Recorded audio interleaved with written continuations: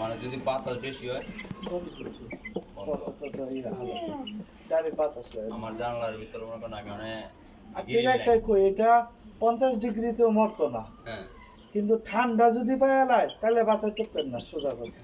মানে ওই ঠান্ডাতে বাঁচা ওই রাখবেন, জায়গায় ঠান্ডা বেশি, ঠান্ডাতে বাঁচা রাখবেন, কারণ একদম আপনার দেখা গেছে- হিটে মরতো না। আর দেখা গেছে কি একটা জিনিস দেখবেন বলা গ্রামের মাথা যদি দক্ষিণ দিকে একেবারে দক্ষিণ আকারে বাড়ি হয় পর্দা আছে না, হ্যাঁ। সব ফালা দিলে তাহলে অটোমেটিক দেন, এটার ভিতরে কিছু রাখছে দেন হিট হয়ে গেছে।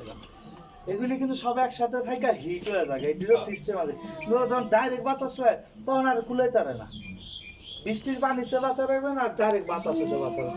মাথার উপরে লাগালে বেশ সমস্যা নাই, কিন্তু এমনি ডাইরেক্ট বাতাস লাগায়, ডাইরেক্ট বাতাস হয় ঠান্ডা লেগে যাবে। কি হয়েছে? ঠান্ডা লাগাইলে মনে করেন যে বাঁচানটা কষ্ট হয়ে যাবে। আমার ওই জায়গায় আবার ফ্যান লাগবে, ফ্যান, এটা ফ্যান দরকার নাই, ফ্যান কিচ্ছু দরকার নাই, ফ্যান হয় না টাঙাই দিয়ে আমার সাথে ফ্যান কোনো দরকার নাই। না না, ফ্যান দিন না, ঠান্ডা লাগে মরে যাবে মুরগি। কয়দিন আগে কি গরম গেছে, আমার উপরে ফার্মে কিন্তু বসা যায় না, আমি নিজে গিয়ে খারাই পারি না, তো আল্লাহ দিলে এইগুলি সমস্যা। ঠিক আছে নাও শেষ হয়েছে, হ্যাঁ শেষ শেষ হলে আপনারাও বিদায় করে আপনার আমার বিদায় করেন, লক্ষ্য।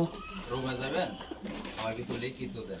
হ্যাঁ রে ভাই, নাসিম আমার যাও তো main হইছে এটা, মানে এটার কোনো প্রয়োজন নাই। ইয়া করো